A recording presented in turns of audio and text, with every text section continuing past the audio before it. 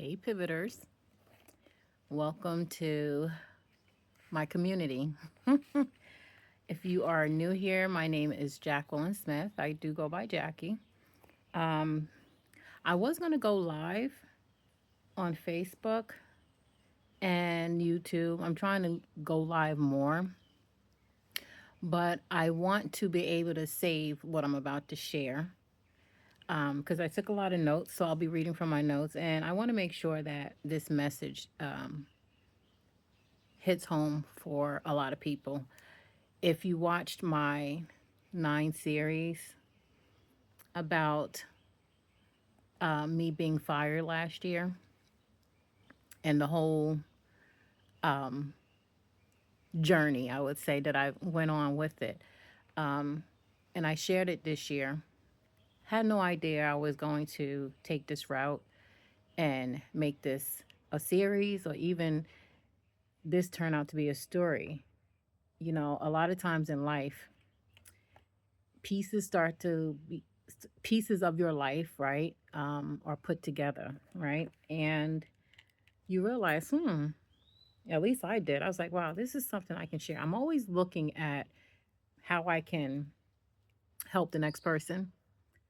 I feel that, I wouldn't say I feel, I truly believe that my calling is to inspire people, um, to motivate people, even though motivation, right, is temporary. You really have to be disciplined in order to um, see success in your life, in short, right? But I really do believe, I'm gonna keep my glasses off. I really do believe um, that this is part of my calling. I'm also sitting outside, guys. I was trying to sit under my umbrella, and for some reason, there's so many mosquitoes out here. And I have an ointment on that I made, um, and I'll share it. It's something that I'll probably be working on doing later on, but it's a natural ointment that I put on my skin. And for some reason, I don't know why they like my umbrella. So I had to move from my little setup and come to some more brightness. So it's early morning here. Um, and I wanted to get this out the way because it's really muggy outside. That's why I had to take my glasses off. But anywho, here we are. And I will be reading from my notes. So, one thing about me is I am very, what's the word I'm looking for? I am very, this is me, right? Meaning, I love sharing. I don't like being I don't like sharing in front of a lot of people, right? Um, I like to share in a small group amongst friends, even if I don't know the people, right? Even with colleagues, right? I just like small groups. I've always been that way.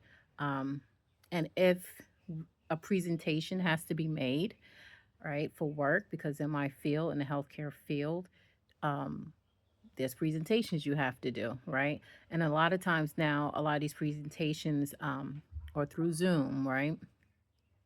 Or whatever, online platform you use. And so as a manager, I always give that to someone else to do. I like to be behind the scenes. I really do. And everyone is always, when I say everyone, I'm literally mean every sit down I go to, every place I've attended where you have these discussions, people want me to speak, and from a very young age, when I started to feel my calling, I was always intimidated by myself because I stutter when I talk, right?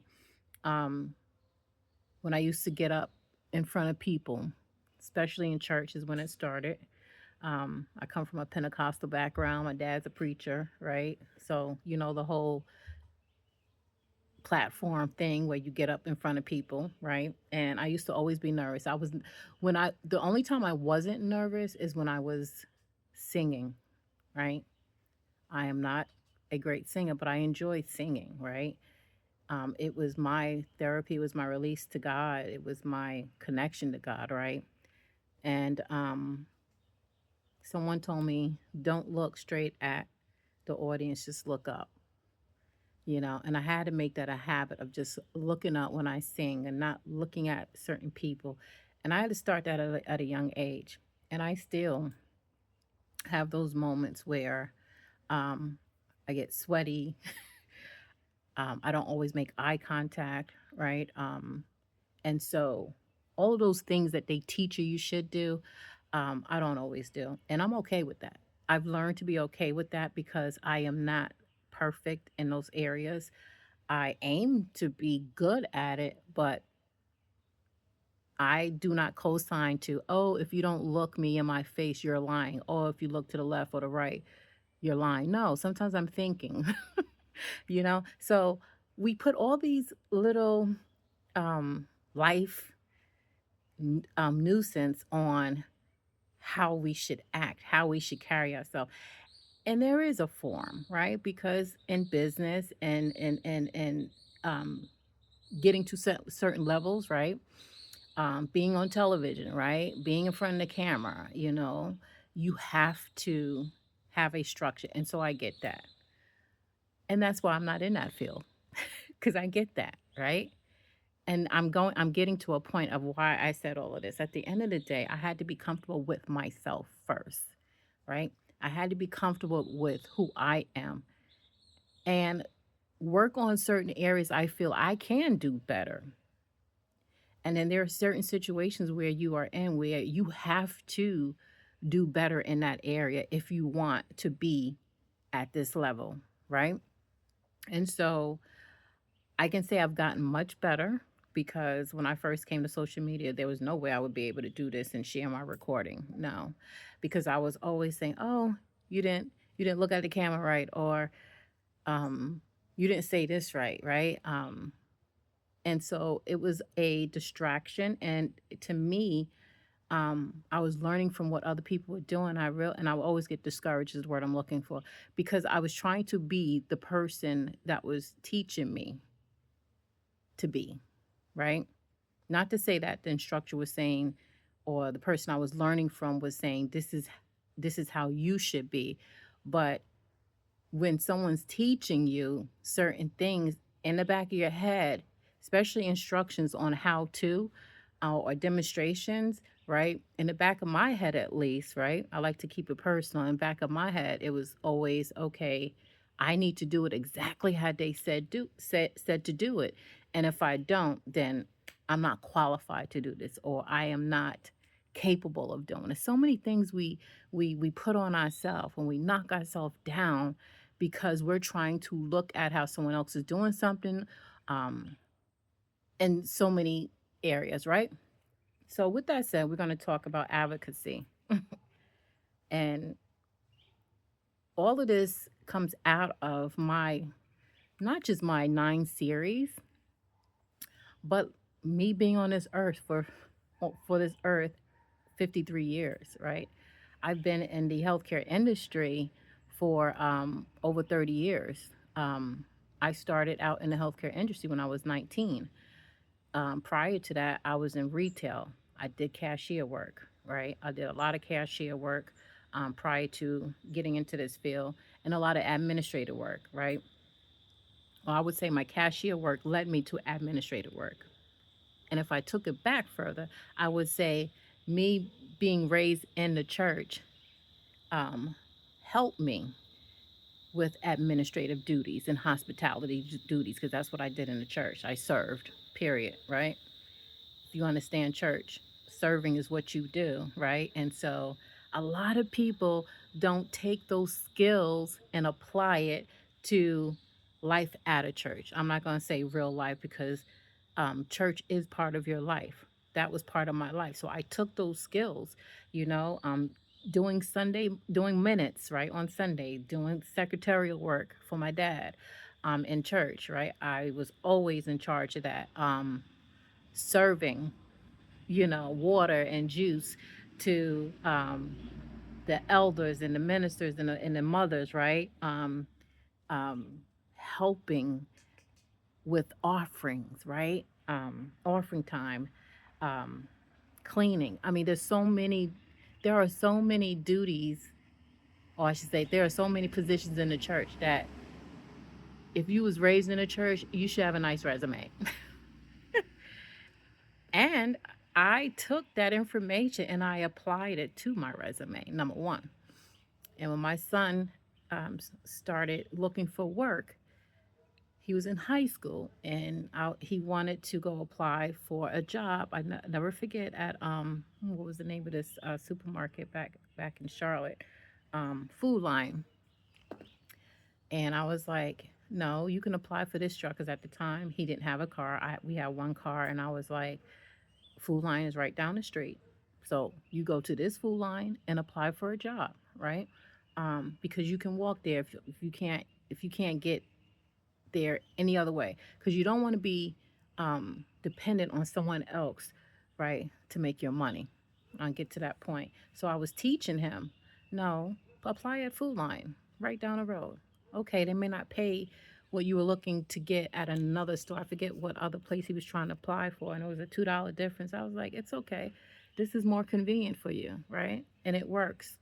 And so he went, we was going shopping one day, food shopping. I was like, he was like, I'm just gonna fill out the resume, the application. I was like, no, you need a resume. And he was like, I never worked. And I was like, yes, you have, right? So at that moment, I told him, we went home, and I took my own skills that I applied to my resume when I started, and I said, you did work. You went to school. That's work, right? You played in different positions while you went in school, right? Even if it was short, right? That's work. You were part of these clubs at school, right? My son was really good with spelling, right? These are all your achievements. So I had him list all his achievements. I had him list um, all the things that he did in school, right? And apply that to a brand new resume, right? Sorry about that, guys. Um, and so a lot of people don't know there's so many different resumes you can make. I'm very creative at that. It's not something that I was taught, it's just something I applied. I'm a very um, skillful person. I know how to create, right? And so, boom, after we went shopping, he was like, I'm gonna go back to them on Monday. I was like, no, we can create this now, and tomorrow you can bring it to him, right? And he did exactly what his mother told him, and he got the job. Okay. And from there he just continued to grow. What would you like me to do with this information? Oh my gosh. Sorry guys. I don't know what I'm pressing on my other phone. So let me they were like, what do you want me to do with this information? I don't need you to do anything. But anywho, my point is, how can I help you? Um, advocating is so important. How can I help you?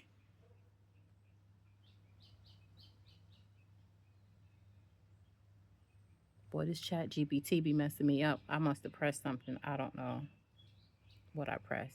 Anywho, so I shared all of that because our topic today is about advocacy in action. I'm going to be sharing with you tools and inspiration to stand strong for yourself and for others. Okay. Um, as I stated before, there's so many stories I can share with you, testimonies that I have that I can share with you about advocating. One thing I will tell you from what I just shared with you is learn to advocate for yourself. Don't wait for anyone to do it for you. You can have people teach you, you can have people guide you, but take that information and make it work for you. Because a lot of times we learn from people, and that's where we mess up. We learn from people, and most people are showing it their way, right? Or they're giving examples of their way.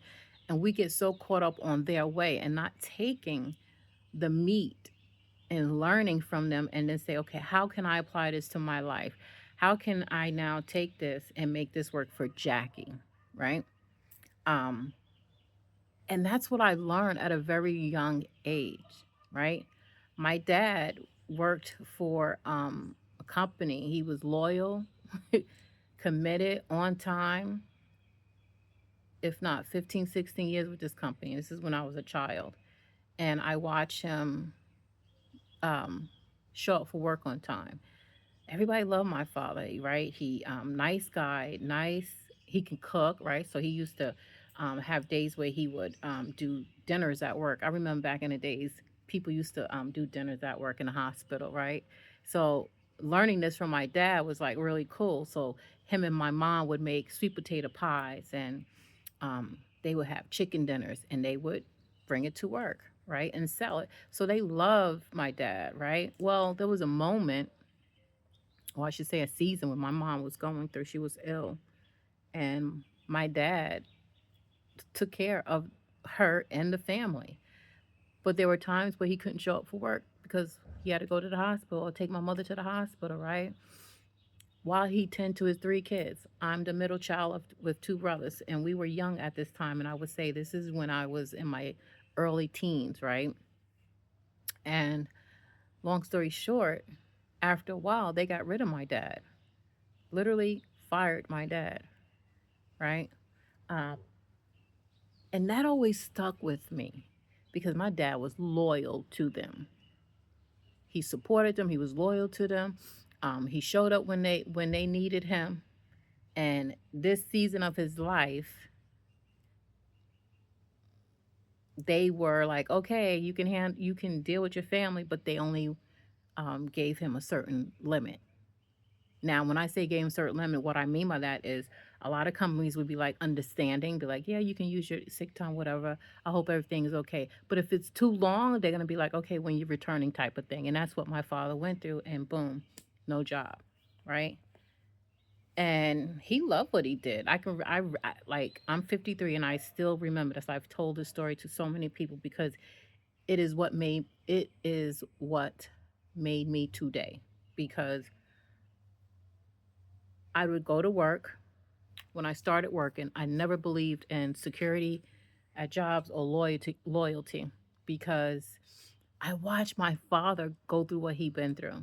And that was my first sign, right? That was a red flag. Wow, you go work for people, this is what you do. So they ask you to be on time, they ask you to do overtime, they ask you to help the other workers, and you do all of that. And for years, you do all of that. And this one time in this season, right, life is happening and they can't be long suffering. And people could say, well, they have a business to run and all that. I get all of that. Trust me, I get all of that. But again, they're not loyal to their employees. And I just said what I said. You know, what makes a company loyal to their employees back in those days was the union. They had the union. When you worked in a hospital, I remember I was a temp for 2 years. I temp for 3 years, but I temp for this one hospital for almost a year until I transitioned. I told this story earlier too, Corning Clinical Laboratories, where I got my start in the healthcare industry. I didn't go there thinking I was going to become part of the healthcare industry. I went there because it was a temp job and they were paying decent and it worked for me, right? I had just had my son and I'm going back into the workforce.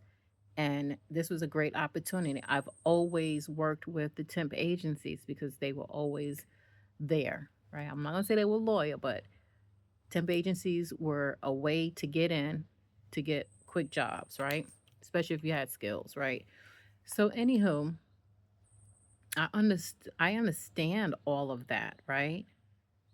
But my dad had to now learn how to advocate for himself, right? He had to learn how to advocate for himself, and ever since then, for a while, my dad became a what we call a hustler, not a street hustler, not an illegal hustler, but hustle meaning he learned how to become business savvy. He learned how to create a business for himself. He learned how to make money for himself without depending on an employer, right? And he did that for a while, off and on, right? And so I had a um, person, right, that was living their life They were not directing me on how to um, operate in the business world, but I was paying attention. I was watching.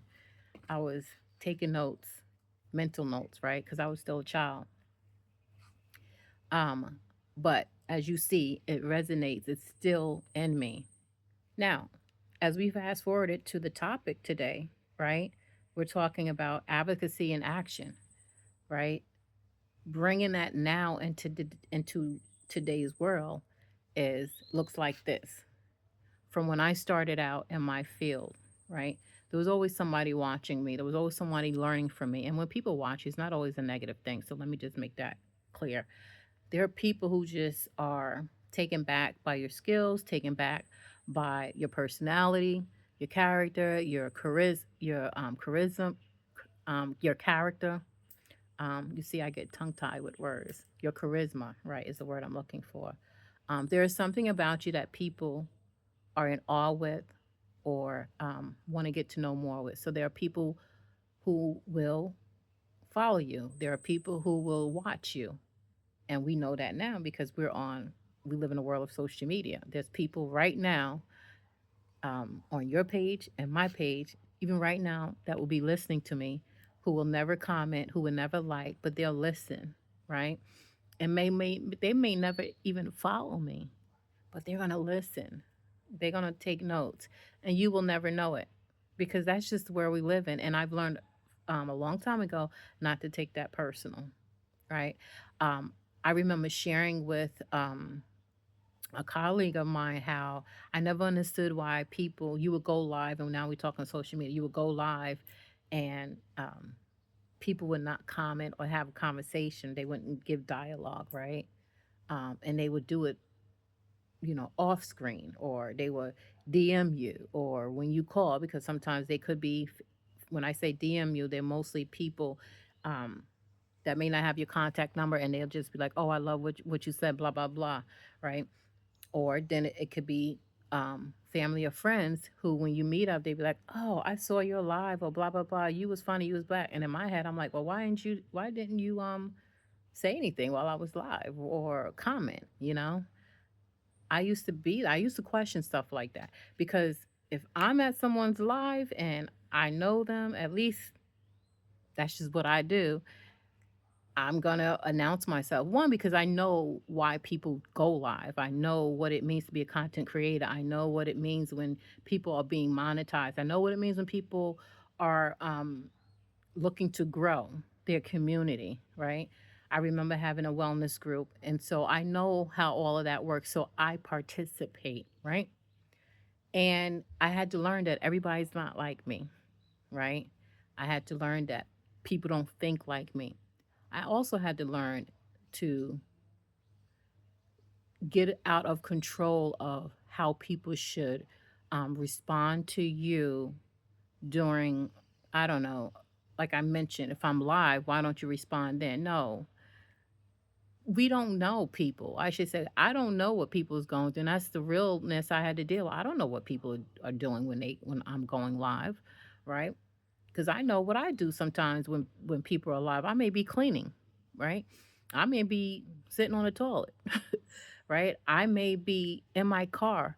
So when you start to be realistic about what you do versus what you expect people to do for you, you'll be more understanding, and I think it comes with maturity, right? Like at the end of the day, right? The goal is to get the message out, right?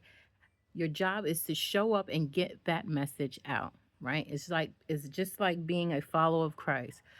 We cannot save people. My daughter years ago would always say, I'm trying to change her. I'm trying to do this, right? Even people that sometimes is in my circle, Jackie, you always want to take control. No, I don't want to take control, right? Because if I took control, we wouldn't be having these problems.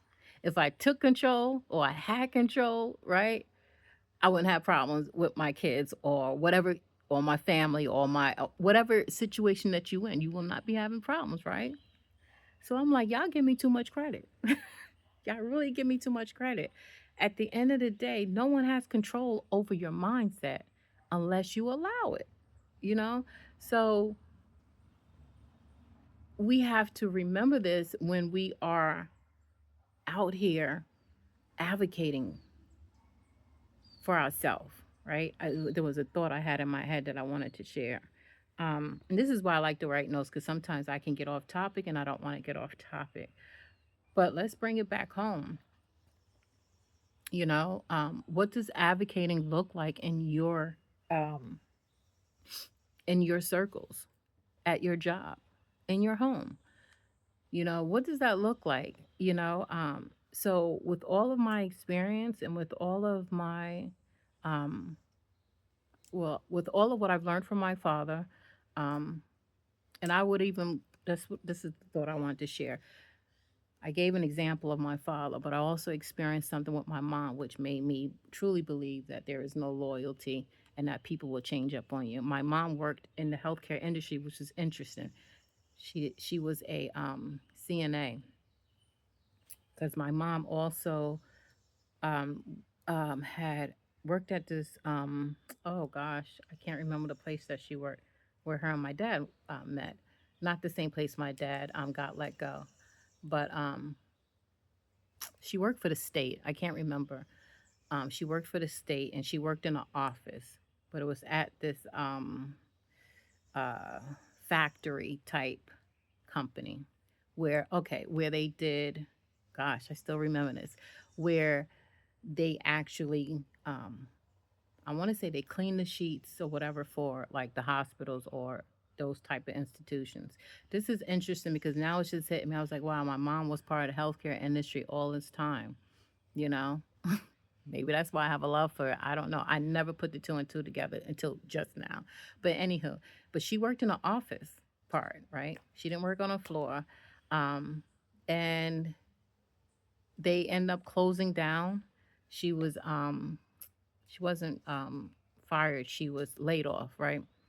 And they offered to pay her to go to school. Now this is when I would say I was um nearing finishing school, or finish yeah, I was nearing finishing school, high school that is. And this is when she was transitioning over in her career. And they end up paying for her to go to school, and she went to be a CNA, and something else she did in that field. You know, while she was in this field, um, and I forget where she was at. It was at a hospital setting, and back then, that's when they had unions, right? She went to work because you still had a choice if you wanted to show up for work. She went to work, and my mom, while she was walking through the doors, while those were outside striking, right? Because that's what they did back in those days. They was throwing eggs at anybody that went to work. Now listen to what I'm saying. These were her colleagues, or if they weren't her colleagues, they were the same people, employees that work for the same company, right? So there's a connection there. They're still your people, right? As they say, because you still work under the same building. But now you're striking. And so because you're striking, you feel that other people should follow suit. And those people who did not follow suit and decided to go to work during the strike, they got egged on. My mom was one of them, you know. Um, so these are the examples. These are the stories I'm hearing before I even enter my career, you know. So that always sat in the back of my mind because my mom and my dad, they were family oriented people. They took care of us, right? They provided for their family. When they went to work, they went to work, you know. Um, they weren't gossipers. They didn't live that life. They went to work, paid their bills, and came home. And so understanding what my mom went through was like, wait a minute, these are the same people that you work with. And now they're going to turn around against you because you do not agree with their philosophy. You do not agree with what they're doing. Here we are in 2025. Nothing new under the sun. Same thing is happening, just different look to it, right? It's probably to me a little worse now when you look at what's going on in the media, right? And so my point is, at the end of the day, you better advocate for yourself. I don't care if people say they love you, they like what you do, right? Because I get that and I don't play down on it. But one thing I'm not going to do is wait around for someone to speak up for me when it comes to me asking for a raise, um, when it comes to me needing time off, when it comes for me not being able to come to work, right? I'm not calling my colleagues to say, listen, I'm having this problem, you know, and I need a raise, or I'm not coming to work type of thing, unless it's a situation where I couldn't get a hold of my manager, which is very rare. But my point is, I deal direct with the person, the man, as they say. I've never been one to be that in between person, right? I've always advocated for myself. And because I advocate for myself, I was able to move differently and get what I needed differently. And sometimes on the outside looking in, people looked at as, oh, she's she's in with the manager or the team lead or whoever you report to, right? Or oh, um, it was always a negative undertone. Um, it was always a negative undertone shared in a joking manner or sarcastic. Girl, Jackie, you must be good friends with the manager because they allow you to do XYZ type of thing, right? That's a red flag of somebody being whatever they're being, but it wasn't a positive note. It was always in a joking manner. That's why be careful who you joke and jest with, right? I never there's just certain things I don't do at work or in my regular or outside of work, right? When you're joking and jesting about a person, that's a red flag. There is something you don't like about that person, or there is something you're jealous about with that person when you're joking and jesting, right? There is something there's an issue you have, and people really need to pay attention to it. Not everything is a joke, right? You really have to pay attention to it. And so those are the things I was getting in the workforce because Jackie advocates for herself. So if you coming to me telling me you had a problem or we had the same problem, I'm okay because I already went to the person about the problem. I didn't just sit around and talk about it with my colleagues. Now, there's nothing wrong with doing that, right? Please understand. There's nothing wrong with having someone that you can go and talk to. Everybody needs that, right? But what I'm saying is, right, don't just do that. Don't be that person that just sit there complaining and don't have a resolution. I can't do that. I'm all about resolve. I'm all about a solution. And if I can't get a solution, my solution is to move on, right? That's what we doing, okay? Because what we're not gonna do is go wake up every morning, go to a job, and complain to someone who can't help me. Yeah, we're not doing that, right? And so I've always done that. I've always advocated for myself, and I want to just share that background. So by the end of this live, I'm going to share 10 practical ways, right, to speak up for yourself and for others with confidence, right? Because another thing when I advocate, right, when I say others, meaning there are people in your circles that has helped you, that has been there for you, right? Pass it forward. Even if they did not do anything for you, right? There's nothing wrong with you being there for someone if you know that this person, right, is a good stewardship. And what do I mean by that? Because I don't advocate for everybody. And I'm going to say this part really quick about what I mean by that. So, as I said, I have family and friends who has asked me about jobs or getting them a job, and I would not do it because I have to put my name on that referral, right? And if I already know your behavior outside of work, I'm not co-signing that. Oh, this person. will be good for the job when I already know your behavior. I've never done that and I will not do that. So if I've ever advocated for you or if I ever um passed a resume forward, right, on your behalf is because you met my my standards when it came to can I vouch for this person, right? Can I vouch for this individual that I'm forwarding this resume to? Can I vouch for this individual that I'm verbally speaking up for if they have an issue at work, right?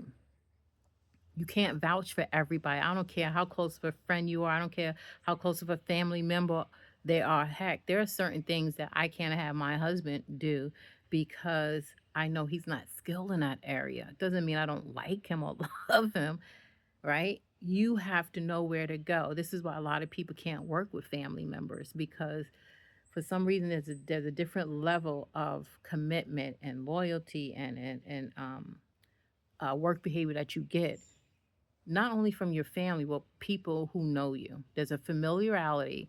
And so sometimes within that familiarity, people get very lax in business, right? And I've paid attention to that. So I can go out with you, have a good time, go out to eat, travel with you. But when it comes to hooking you up with a job, no, ma'am, you're not reliable. You're not that person. And that's okay to be honest with that person in that area. Because some people need to hear, some people really need to hear that. People just assume, oh, because you work in this field that you can get them in. No, we don't do that. Now, there's this one lady, um, and if Chrissy, you watching this, this is you. This lady, I don't care where I went, she was coming with me because she was skillful. She was knowledgeable. You know, just all those, just all of that, right? And mind you, right? She surpassed me in so many ways, and I love that about her because I saw that in her, right? There was direction she was going that I wasn't going, but I knew there was a position at one of the places, but I knew there was a position that was open, management position that I was like, no, or a director position. I was like, no, you can do this, you know? And that's the type of person I am. And to this day, right, she's probably sitting on somebody's board in Charlotte because I saw her potential.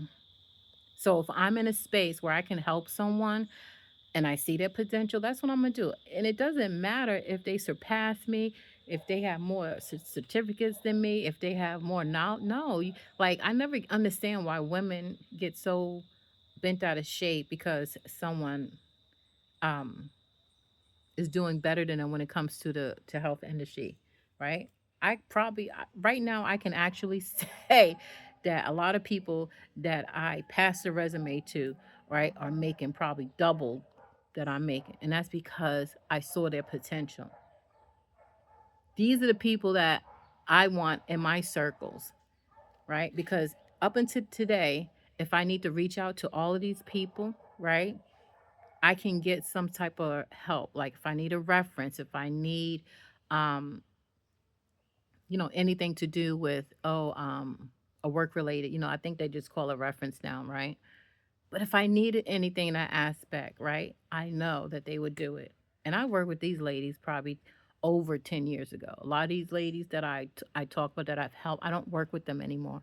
But we still keep in contact when we need to keep in contact, right? Because everybody's life is lifing, right? The point is, you don't want to burn your bridges with the people that you help, right? You want to be able to grow. You want to be able to network. You want to be able to have people in your circles that can advocate for you. Because the question now remains, what's the purpose of having all these so called friends in your circle if nobody can do anything for you when you need to, right? It's not always about money, people, right? You don't need friends for money, right? Um, You don't need to have a circle just so you have somebody to depend on if you need money. No, there's so many other reasons to have a wholesome relationship, so many other reasons. And so if you're only one-sided, then that's where your limitations is going to stop because you're only one-sided. You're only part of the relationship because this is what you can glean from it. This is what you can take. You can take. And I would say over the last 6 years, I've slowly weaned myself from allowing people to take from me, right? And when I mean take, right? Because money wasn't being given out like that, right? But a lot of my time was given to people. A lot of my resources, right, outside of money was given to people, right? And even when money was given to people, it was hard earned money that I worked for that I know that they needed that I could have still used, if that makes sense. Because there are people who can give and it don't hurt their pockets, and there are people who can give and it hurts their pockets. But they're in a position to give because that person need help, right? I was one- I was on both sides, right? My point is, right, there comes a time where you realize you're always giving and giving and no one's pouring back into you, right? I remember someone would tell me about they were looking for a job years back, and I was like, "Oh, shoot, send me over your resume. I'll fix it up for you," right? And I will go hard at fixing their resume, and years later, or not even years later down the line, nothing's changed, nothing's happened. It's just like I wasted my time type of thing. So my point is, there comes a time where you advocate for people who are truly serious and or passionate about what they're asking you to do or what you are seeing them get into, right? Everybody doesn't deserve your time. Everybody doesn't deserve your energy, right? And you still, right, can respectfully say no, and it be okay. And if it's not your fault. And what I mean by that is being honest sometimes will clean up your relationships with people. You know, um, a few years back, my Facebook was compromised. Actually, my IG was compromised, but because my Facebook was connected to my IG, both became compromised. Long story short, after it was all looked into, I was like, you know what? Let me create a new Facebook and IG account. This is probably just happened about 2 years ago. In doing so, I was able to clean up. I was able to remove strangers that didn't really fit my niche or whatever reason I had, right? But what I paid attention to was the actual friends that I had communication with. And I'm talking not just, Facebook used the word friends, and everybody up there was not my friend, but you know what I'm saying? That friend list were people I did something with, whether they were colleagues, whether they were family, friends, business, whatever, right? Um, my friends were a little less, and the people that I thought would connect with me to this day has not connected with me. Um, and my whole Facebook outlook and IG has changed. And I realized that was a good thing. me losing my, me having to restart my IG and Facebook was a good thing because I was able to cleanse, right?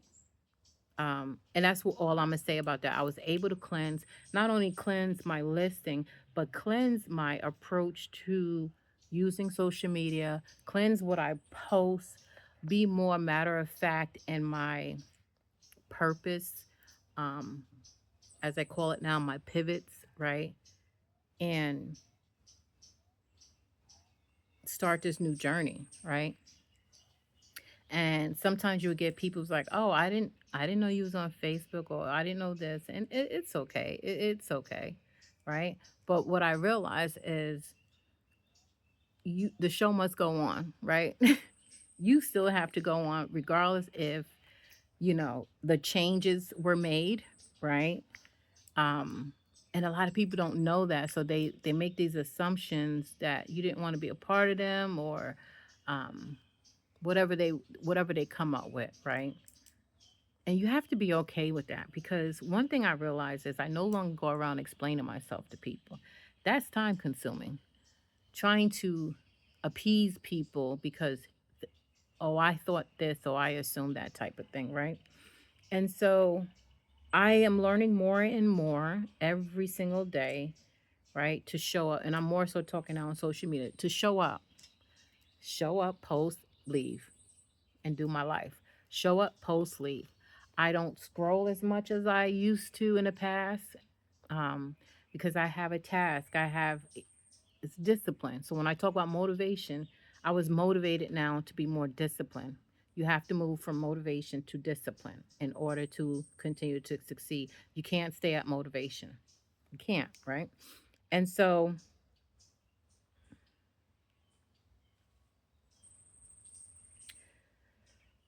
advocacy for me brings on confidence, respect, better outcomes in your work, in your health, and in your personal life. Okay. And I think I shared a lot of that already. So let's get into um, the 10 ways. Excuse me, not the, yeah. Oh, let me back this up, guys. Let's go. Okay. Here are 10 ways to advocate for yourself and others. Number one, let me get some water.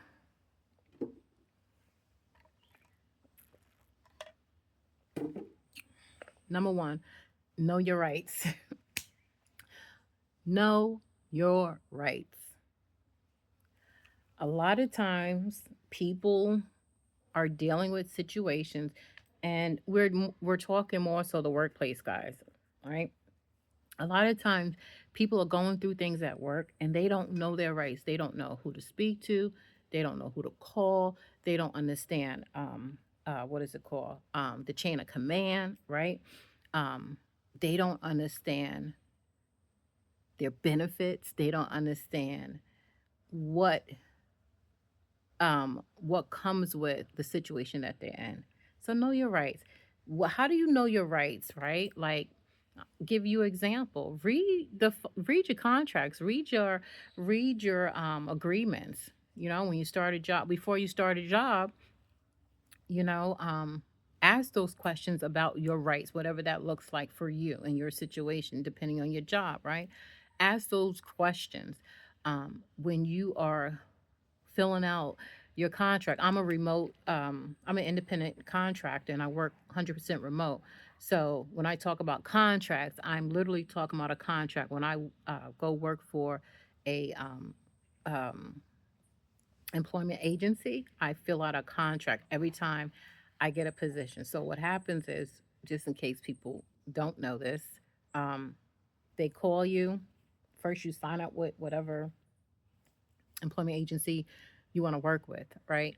If you're in the healthcare industry, you want to make sure you're signing up with a healthcare, and you want to make sure you're signing up with a agency that works with the healthcare industry, right? That works in your field, that works in your niche, right? Um, so you fill out the necessary papers and all that stuff to be part of, to be registered, okay?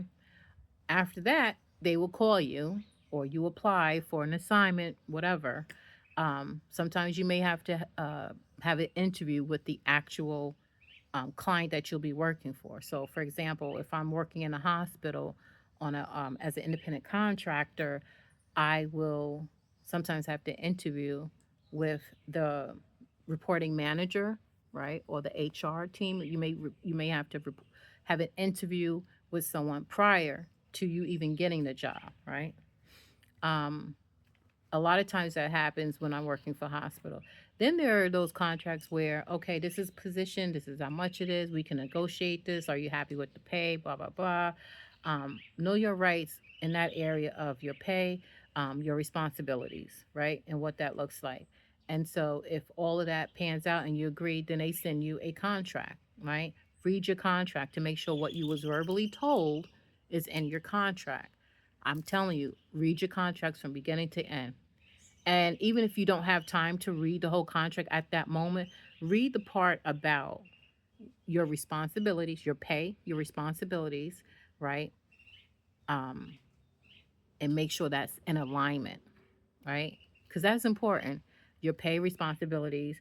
Um, If they're sending you equipment or if you need your own equipment, stuff like that, know that information, right? And then go back. I stress this, go back and read your contract, right? It doesn't hurt, you know, to get familiar with terms and all that stuff. So that's what you want to advocate yourself for, to know your rights, okay? Number two, use clear communication. Speak with respect, but be direct, okay? State your needs and concerns without apologizing for them. That is so important. You have to make sure when you're speaking, you're not like, well, I'm sorry, but. No. When you're dealing with work, whatever that is, you know, be confident in what you're sharing. And even if it's a situation where you're trying to, what's the word, come to an agreement, or there's an altercation, right? Clear communication is important all the time, you know, um, but be respectful all the time, right? Literally, there's a way to put somebody in their place professionally. At least that's the term I use. There's a way to get your point across without the whole "I'ma kick your butt" attitude, because you still need your job, right? There's a way to get your point across, even if you don't want to kick their butt. There's a way, your verbiage, especially in emails, right? I learned this years ago, that because I'm very detailed in my email. I can't help it. That's the field I'm in, right? So I'm very detailed with all my emails. I literally well, dot my I's and cross my T's. I probably give you more information in my email than you need to know, because I feel the more information I give you, we won't have to have these questions about, well, I have a question here, or I don't understand this, right? And so at the end of the day, I wrote this email, and it was a trigger email from what I received. And the way I responded was, in certain areas, I used caps to express that I was upset. And I found out you should not use caps in your emails, right? Let me tell you, I came a long way when it comes to cleaning up how I communicated with people, right? Because I wasn't one. I would never approach anyone and curse. I wasn't raised to use profanity in my house. I never heard it, right? So me personally, right? Again, being transparent, I probably didn't start using profanity until, um, I would say, when I got married. I'm not even gonna lie. Um, I would say my mid 20s, and I didn't use it a lot, right? I just never felt the need to use it, right? Because I always just didn't feel right. But to my point, I never used it at work. But people knew when I was upset, right? Because I could still tell you off without using profanity, right? And although I'm laughing, I still had to correct myself in that area, right? Because a lot of people assume, right? And catch this, a lot of people assume if you use profanity, if you're loud, right, that those are the only signs of someone who is unprofessional. And that's not true. You can have the most subtle voice, right? You can have the most soft voice, right? You cannot use any type of profanity or head nodding and still be disrespectful, because it's the words that come out of your mouth. It's the choices of words, and a lot of people don't get that. And sometimes it is body language, right? The two can coexist, right? And so get away from stereotyping when a person is upset or when a person's being disrespectful. No, you can be disrespectful and be a quiet church mouse. And what do I mean by that? I have a heavy voice when I am bothered, or when I'm passionate, right? It's not always a negative. When I'm passionate, you can hear the New York in me come out, as they say, the northern side of me come out, right? And so It doesn't sit well with everybody, and I know this, right? This is why you got to know your audience, but you also got to know me, right? I think it works both ways. People always want you to just know your audience. No, your audience have to know who they're listening to too, okay? But my point is, disrespect comes in many forms. Remember that. You have to be able to discern through it all and know it all, right? So here we go. I'm using caps because now I'm really upset.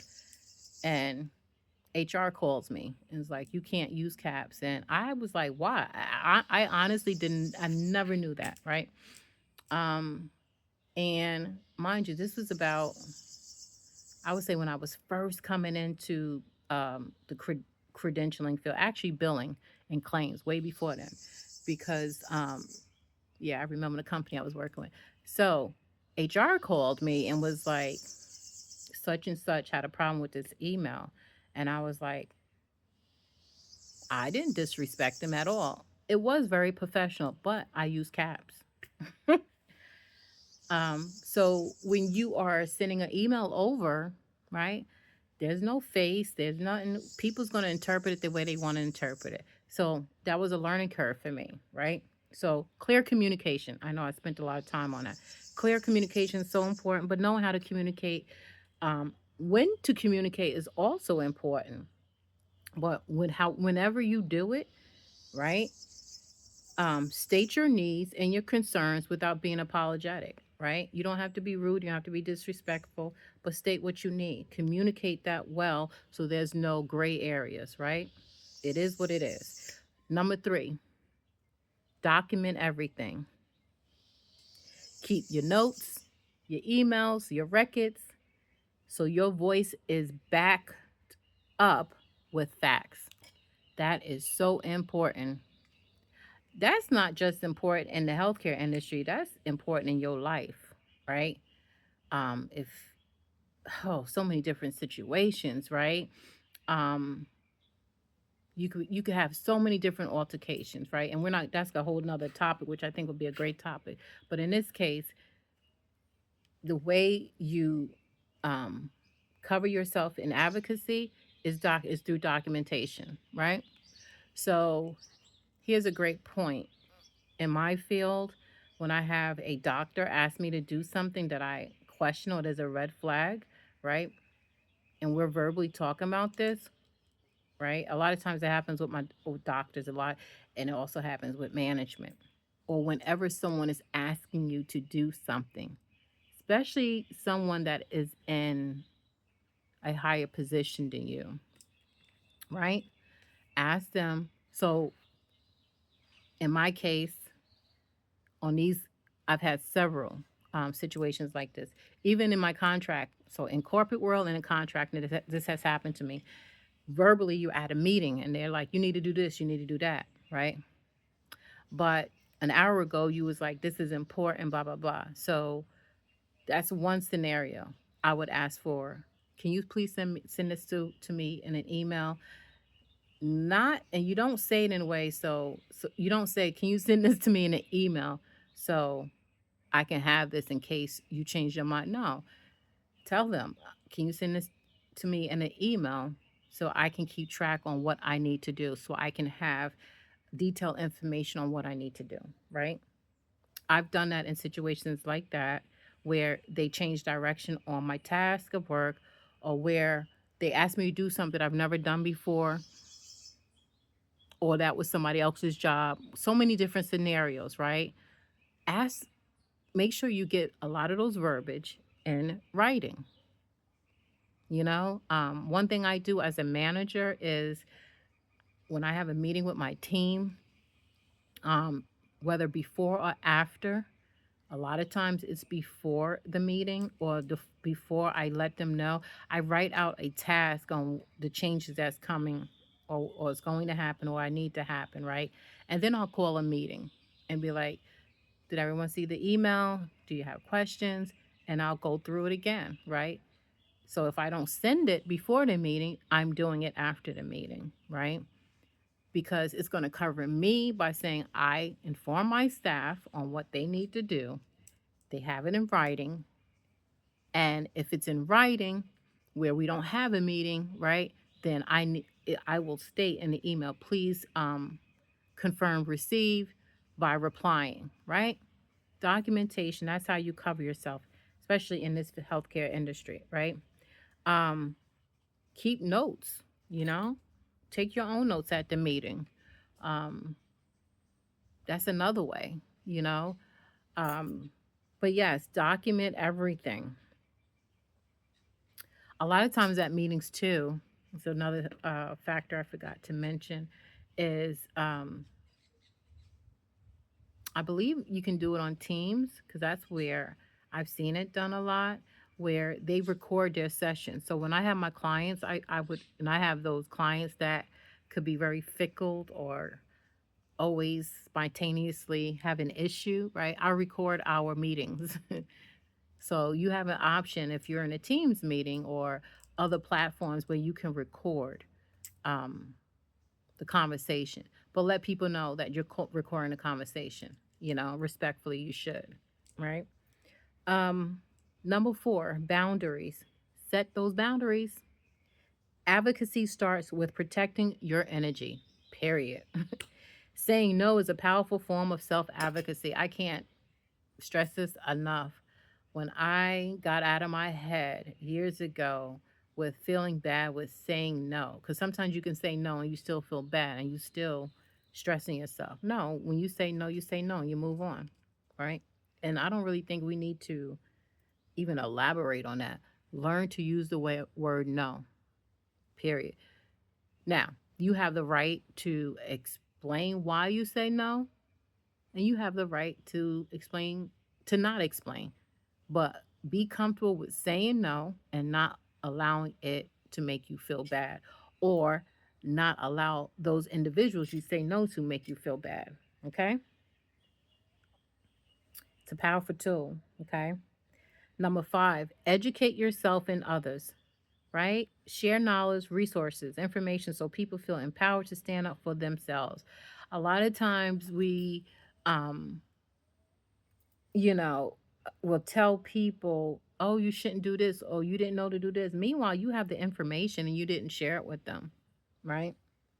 I mean, I used to see that a lot. It's crazy how people just hold on to stuff because they're afraid you're going to take their position. They're afraid that you're going to take their idea, you know. And I'm like, well, Dad, what circles are you in? What type of friends you dealing with where you are? You know, think everyone you like, you a this conspiracy theorist person. Like, no, it's okay to share your knowledge, right? Because the way I look at it, you are not me, right?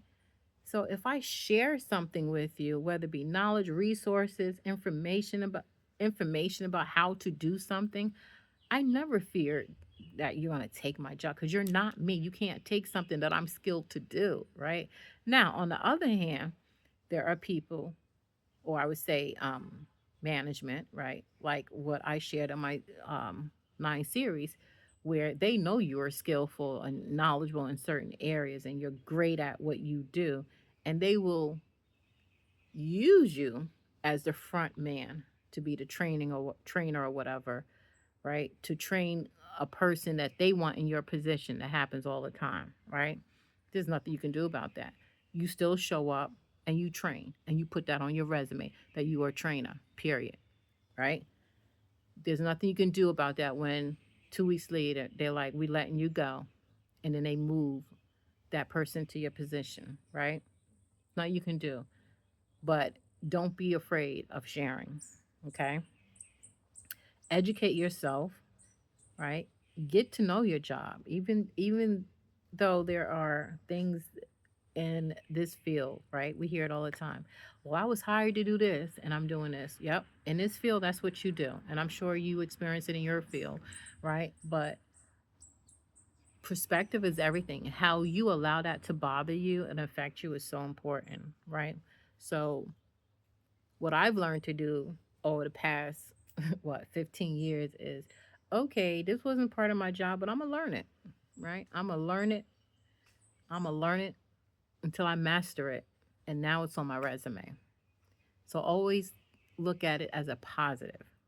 Educate yourself in all areas that you can educate yourself. Okay. Number six, my favorite, ask questions. I will always be that person that at the meeting that will ask a question.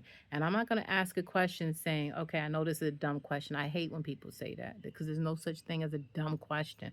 Ask your question because I'm going to ask questions until it makes sense in my head. I don't care if you got it, but if it's not making sense in my head, I need to ask those questions. The problem with that, and that make this is another that this will be another topic, is the person that you asking these questions to may be frustrated because everybody can't teach, everyone's not a trainer, right? But still ask your questions. Okay, never be afraid to ask why or how. I'm telling you.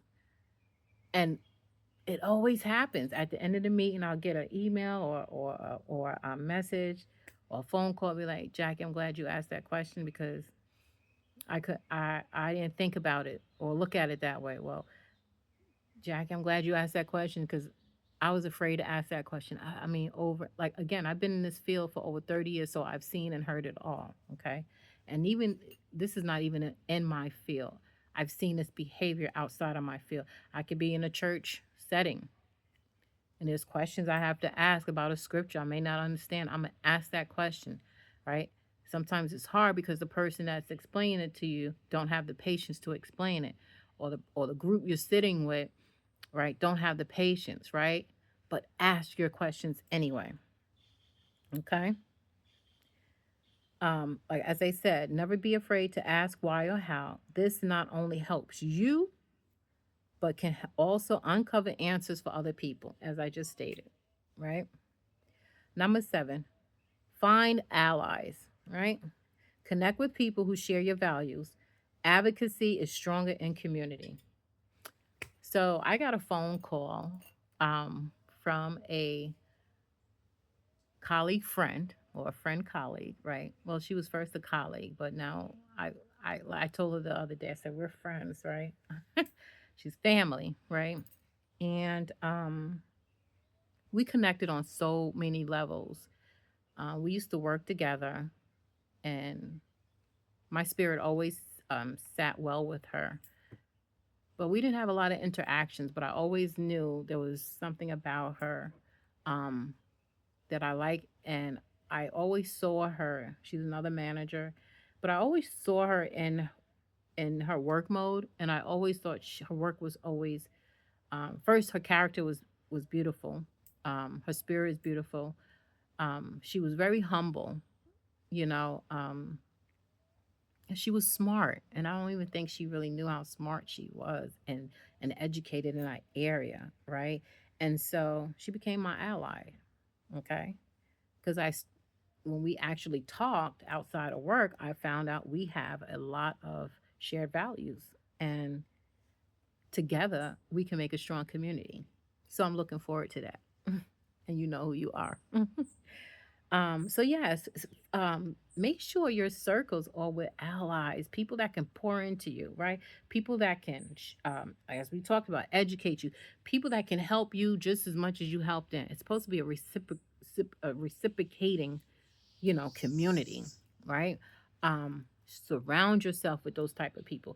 And if you're not that person yet that knows how to truly pour into people, surround yourself with people that pour into you and you respect it. Don't take advantage of it, right? Find ways because there's always a way to help someone, to help the next person, right? And like I said before, it may not be always finances, but it could be resources. It could be your time, right? It could be you just speaking up for them, right? So surround yourself, connect with people who share your values. And I would tell you, if you're in this industry, make sure you have a LinkedIn account. Make sure you have a LinkedIn account. It's very powerful. Okay. That's another topic we'll talk about. Number eight, practice active listening. Advocating for others starts with listening to their story without judgment. Boy, let me tell you, um,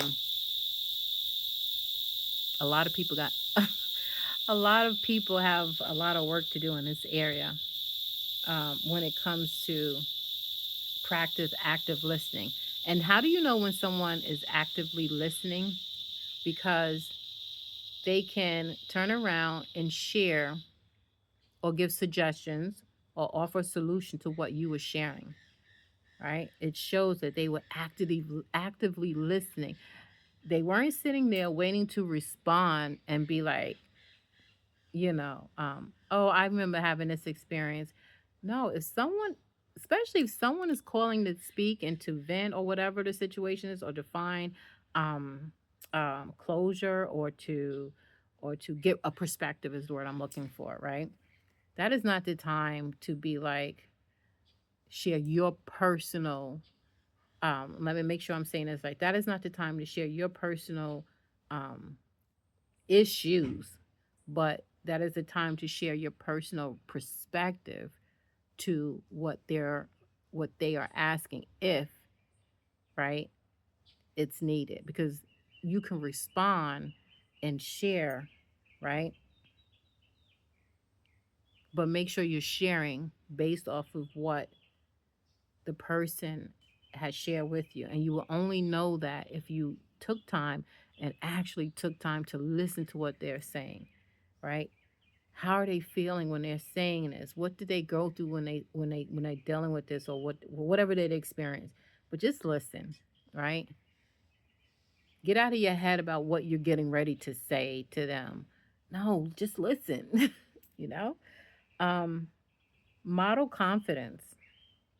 Even when you even when you feel nervous, stand tall, make eye contact, and project confidence. It inspires others to do the same.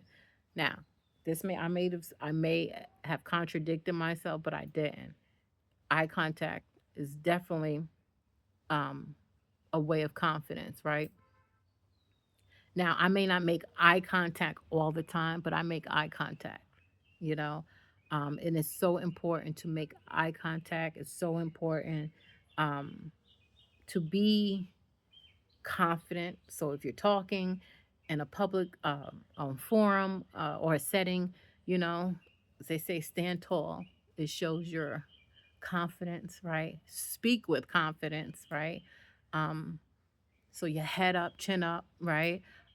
Your words should be clear, not I don't know, well, we'll see type of thing, right? Be confident in how you share and how you carry out your message, okay? It really does inspire people. The conversations I've been having this past week have been inspiring to me, which is crazy. Well, let me take that back. It's not crazy. It's just a word I think I get a habit of using. But I was inspired by people who was inspired by me because they were strangers.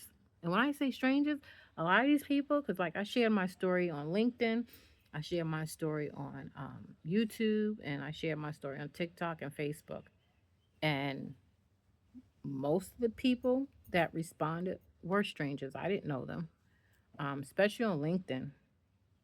I had a director, I had an owner, I had people in higher tiers. Now, this may not mean anything to people, but there's a point I'm making. I had people that had positions over me that was like, thank you for your message, or that even shared comments on LinkedIn, right? And that inspired me because I wasn't nervous to make these videos. I wasn't. Years ago, I would have been nervous. Um, I'd been like, oh my gosh. But now when I share things, because I think before I bring forth a message now, I think about the whole matter, um, my thoughts and everything. So if you see me sharing, it's because I'm ready, and it is what it is. And my prayer every time that I share is that one person, right, has been touched by what I share in whatever form that looks like. So, um, being confident in what you do and what you say, um, and what you create, right, will inspire the next person. Last, take action, whether it's big or small. Advocacy doesn't always mean protests or speeches. Did y'all hear that? Sometimes it's sending an email, checking in on someone, or speaking up in a meeting. Boy, is that the truth. I'm going to read this one more time. One more time. Take action, people, big or small. Advocacy doesn't always mean protests or speeches. Sometimes it's not a long, drawn out message that people need. Sometimes it's sending an email, checking in on someone, or speaking up in a meeting. So I think you guys understand on all those levels what that means. You know, I really hope that all these points has helped someone. I really hope that this message resonates with you. I really hope that this has given you a another understanding on how to move forward and whatever you are faced with. But do not be afraid to advocate for yourself going forward. Advocating for yourself to me is a level of self um, awareness. Um, Advocating for yourself tells me you know what you want, you know your worth, you know what you bring to the table, right? And that's why it's important to be disciplined in advocating for yourself. And when you learn to advocate for yourself, advocating for others becomes easy. Okay? Y'all be well until the next video. Love you. Bye.